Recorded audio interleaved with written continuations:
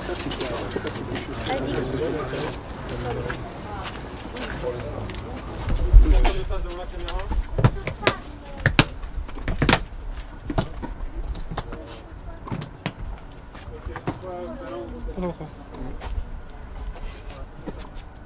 Est-ce qu'on gagnerait pas à lui mettre carrément à HF ou à l'arbitre? Hein?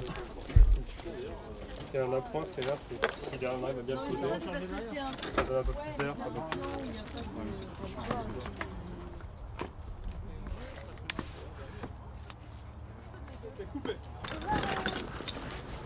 Si on fait le subjectif, les deux sont pas là. On fait un strict subjectif ou ils sont en amorce? Moi, au tout départ, j'ai commencé après mon bac à vouloir faire une formation pour être ingénieur du son, mais pour la musique, parce que c'est un milieu que je connaissais beaucoup mieux. Et du coup, j'ai passé je me suis inscrit en préparation pour l'école de lumière. Ça s'appelle Cinésup à Nantes. Et c'est là-bas en fait que j'ai découvert véritablement ce que c'était que les métiers du cinéma et les métiers du son. Pour moi, en tout cas, c'était mieux d'aller à la FEMIS puisque on ne faisait exclusivement que du cinéma. Au départ, j'avais évidemment le désir d'être ingénieur du son. Et puis bon, finalement, et puis c'est normal. On nous appelle d'abord pour être perchman. On ne sort pas en disant bonjour, je suis ingénieur du son avec sa plaque, ingénieur du son confirmé, diplômé. Regardez, je l'ai le diplôme d'ingé son. Appelez-moi. Non, on doit commencer par être perchman. Donc ça, et au fur et à mesure, c'est vrai que c'est un métier moi qui me plaît bien. C'est une position sur le plateau que j'aime beaucoup. On est un peu en retrait, on est en observation. On a une attention particulière sur le plateau. Et voilà. Et donc j'ai développé. C'est un goût que j'avais déjà d'être sur le plateau et d'être perchman, mais c'est quelque chose que j'ai développé et avec lequel c'est ce qui me plaît beaucoup finalement. Le mixage, c'est pas un métier qui m'attire. Donc je me sens pas à l'aise, je me sens pas mixeur. J'ai pas le goût du mixage. Voilà, je trouve que c'est formidable évidemment comme métier. C'est les gens qui le font très bien, c'est incroyable. Mais c'est pas un métier vers lequel je me destine particulièrement. Parce que voilà. Déjà j'aime bien la lumière du jour, c'est tout bête, mais ça joue énormément quand on mixe, on est quand même très souvent dans l'obscurité. Voilà, moi j'aime le plateau aussi pour ses relations avec l'équipe, pour plein de choses que je ne trouve pas en mixage. Et puis voilà, et j'aime bien aussi plus être confronté à la réalité, à essayer d'extraire le son nécessaire d'une réalité plutôt qu'être dans l'auditorium et être dans plus la maîtrise finalement.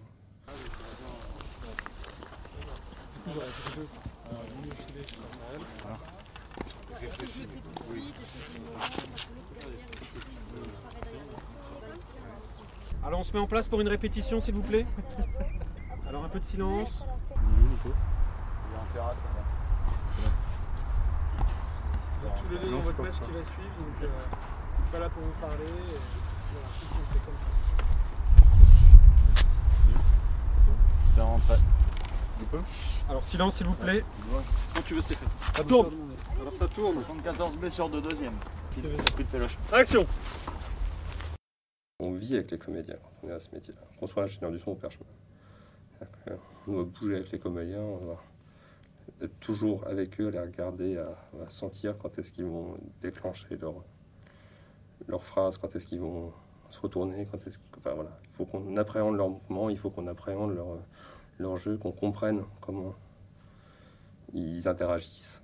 Et c'est ça qui est passionnant, c'est que d'un seul coup, on a une acuité par rapport au jeu qui est sans commune mesure avec personne sur le plateau. On est les gens qui sommes quasiment le plus proche physiquement de la façon qu'ont joué les comédiens.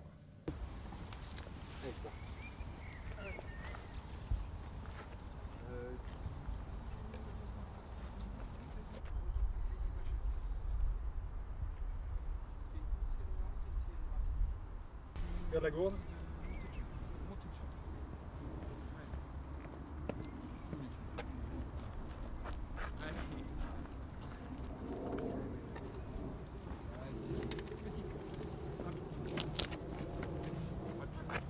Ok, coupé. Crème de fin. 74 bien sur 3, troisième crème de fin. La dénomination, c'est assistant du son. Et à juste titre aussi, hein, parce qu'on ne fait pas que la perche, il y a tout ce qui est autour, la préparation, l'installation des micros HF, plein de choses qui font qu'on n'est pas juste le porteur de la perche. Pour toute la préparation, on est rien qui aide à ce que l'ingénieur du son à maîtriser les différents facteurs pour que la prise soit bonne aussi. Donc, il s'agit d'installer des moquettes, tirer des couvertures dans les cages d'escalier. Enfin, c'est très très large, mais c'est aider à mettre en place à maîtriser les conditions pour que la prise soit possible et bonne au son, quoi. La relation ingénieur du son Perchman, il y a vraiment quelque chose de plus quasiment homogène, quoi. C'est la relation entre les deux, mais c'est normal parce que ce dialogue de dire, par exemple, est-ce qu'on met des micros aux comédiens ou pas? Ça dépend de comment le perchman peut percher le plan. Et ça va diffuser, dire attention, là, moi sur ce plan-là, je vais pas pouvoir y aller, il y a cette réplique, ou alors installer un appoint. Là, je ne pourrais pas attraper cette réplique-là, il faut mettre un appoint. Donc cette discussion, elle est vraiment, la stratégie de prise de son, elle se décide à deux, quoi. Donc souvent l'ingénieur du son a déjà négocié les conditions. Donc il m'appelle en m'annonçant un cachet.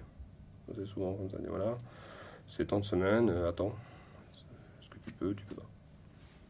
Mais c'est toujours l'ingénieur du son. On récupère le HF de la juge, le CMR.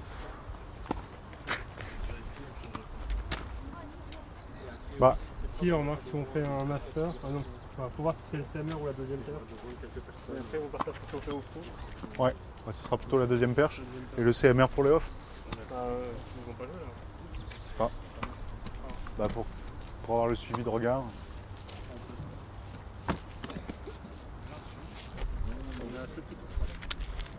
Ah oui, mettez-vous à 7.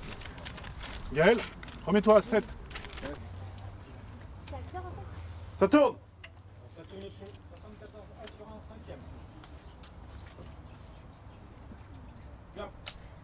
Action!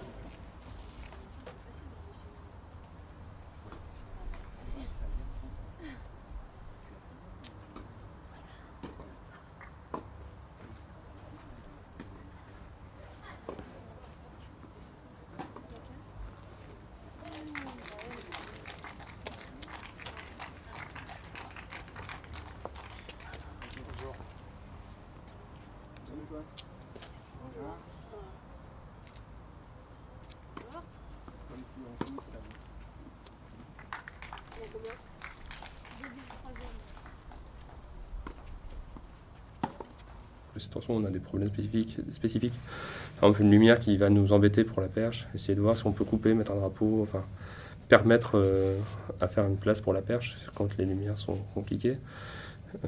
Voilà, ou alors me faire installer ce qu'on appelle un praticable, c'est-à-dire de petites estrades d'1 mètre sur 1 mètre pour pouvoir me surlever parce que j'aurais besoin pour pouvoir percher. Voilà, c'est le genre de choses qui sont un peu spécifiques pour le perchman et qui sont de mon ressort. Il faut vraiment visualiser le cadre et c'est une pyramide, quoi, le cadre. Et vraiment avoir cette visualisation-là de savoir où est le bord du cadre à chaque fois dans la profondeur. Oui, ça c'est ce qui est un peu, c'est pas évident. C'est pour ça que c'est un métier d'expérience aussi. C'est que cette gestion-là, elle vient avec le temps, elle vient, voilà. Et de même que d'être à l'aise avec ça, c'est-à-dire de ne pas se crisper, mais c'est partie du fait de prendre un risque sans en avoir peur. Dès qu'on a peur, on se crispe, on va moins vite, on fait du bruit, on est toujours en retard. Mais ça, c'est quelque chose qui n'est pas évident quand on est perchman au début, c'est la prise de risque. La prise, on prend un risque. On prend le risque de rentrer dans le cadre, on prend le risque de rater une réplique, on prend le risque de pas être au bon endroit. Enfin, vraiment, c'est prendre ce risque-là, mais surtout le risque du cadre. C'est-à-dire, il faut que je sois proche, mais pas dedans. 5 cm, 10 cm, c'est au niveau de la qualité du son, ça se ressent énormément. Surtout dans des lieux un peu réverbérants. Ça se joue des fois à 5 cm.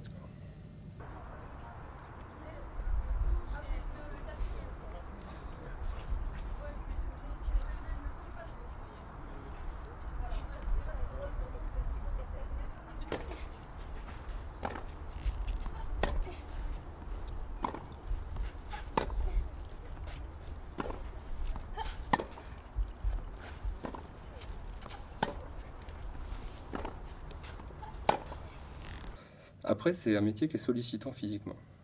Donc, aujourd'hui, moi, je suis jeune, donc je me dis formidable, perchman, toute ma vie. Est-ce qu'à 45 ans, je n'aurai pas un avis différent, finalement? Parce que c'est un métier où le dos souffre. Voilà, tous les perchman qui ont un peu de bouteille ont le dos en miettes. Ça, c'est... Donc, voilà. Mais après, intellectuellement, ça ne me pose pas de problème d'être perchman. C'est pas, je le dis pas, c'est un tremplin vers un jeune son. Pour moi, c'est un vrai métier à part entière. Et pour avoir croisé des perchman qui ont beaucoup d'expérience, voilà, il y a une plus-value de l'expérience. Les gens qui ont 15 ans de carrière, c'est incroyable parce qu'ils ont une vision de leur métier, une précision, une justesse dans tout ce qu'ils font qu'on acquiert après des années et des années de métier. Non, parce que le problème après, c'est plus on est plus dans l'action, mais c'est surtout de rester fixe longtemps. Ça, à la perche, on a après 100 kilos et tout, c'est des plans très longs, il faut rester fixe très longtemps. C'est très très dur. On a le sentiment que c'est facile parce qu'il faut rester fixe, il n'y a plus qu'à attendre. Mais on commence à tétaniser et tout. Non, c'est moi ce que j'aime le moins faire, quoi. Les plans très fixes, où il faut être la perche très fixe, très longtemps. Les plans larges, fixes. C'est très très dur. C'est vraiment très dur. Je dis souvent en plaisantant, mais je disais que si un jour, par malheur, j'arrive à plus pouvoir exercer mon métier, bon, on a tous l'angoisse plus ou moins présente de l'acouphène. Ça, voilà, c'est une angoisse qui nous habite. Pendant qu'on entend un petit sifflement, on se demande si c'est pas un acouphène et si c'est pas un traumatisme de l'oreille définitif. Bon, ça l'est pas. Mais je me dis que j'ai élevé des faisans. Voilà, moi j'aime bien ça, après une dire c'est une plaisanterie, mais pourquoi pas finalement.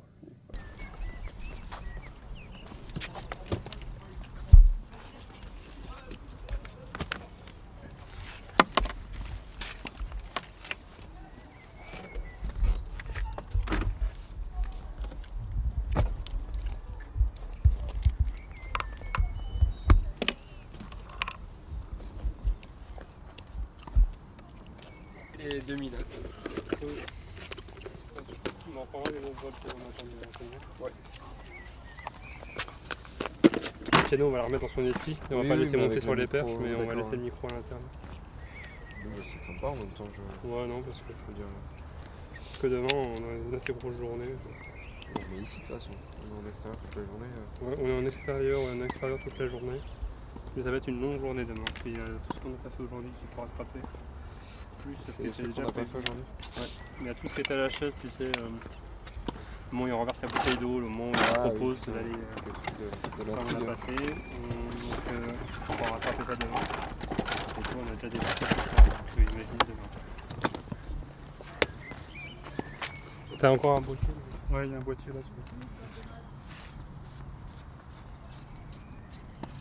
Évidemment que c'est important et qu'il ne faut jamais oublier qu'on est autre chose que des techniciens dans le sens où on exécuterait une technique pour faire un travail correctement. On est aussi des collaborateurs de création dans le sens où il faut qu'on comprenne ce qu'on est en train de filmer et qu'on s'adapte continuellement pour se mettre au service de ce qu'on est en train de filmer. Et pour cela, il faut quand même avoir une certaine idée du cinéma et de ce qui se joue dans les séquences et de la façon dont les gens travaillent. Donc il faut toujours garder l'esprit vif par rapport à cela. C'est-à-dire qu'on n'est pas uniquement des exécutants techniques. Et ça, c'est vraiment la plus-value. La technique, c'est la politesse, quoi. C'est la moindre des choses. On dit bonjour le matin, quand on se revendique de nos métiers, on a un savoir-faire technique. C'est la moindre des choses. Après, ça ne fait pas la qualité de la conversation, pour filer une sorte de métaphore. Voilà, la qualité de la conversation, c'est tout le reste. C'est ce qui est le plus passionnant. C'est pas la politesse qui est passionnant. Là, nos métiers, c'est exactement ça pour moi. Oui, on se doit d'avoir cette formation technique qui est véritable. Hein. Il faut, qui en plus, ce sont des métiers d'expérience, donc il faut un peu en manger pour que ça rentre. Mais ce n'est pas là-dessus que se joue la qualité véritablement d'un ingénieur du son ou d'un perchman. C'est vraiment sur sur cette plus-value intellectuelle ou voilà, de sensibilité et d'approche du cinéma. Si on n'aime pas son métier, enfin si on n'aime pas 300% son métier, c'est compliqué de le faire quand même pour le coup. Là. Parce que c'est quand même pas mal effectivement sur la vie personnelle, pas mal de sacrifices. Donc il faut qu'en retour on adore ce qu'on fait, parce que sinon on arrête. Tout simplement parce que on n'y trouve pas son compte. Moi j'y trouve pleinement mon compte parce que j'aime mon métier, vraiment énormément.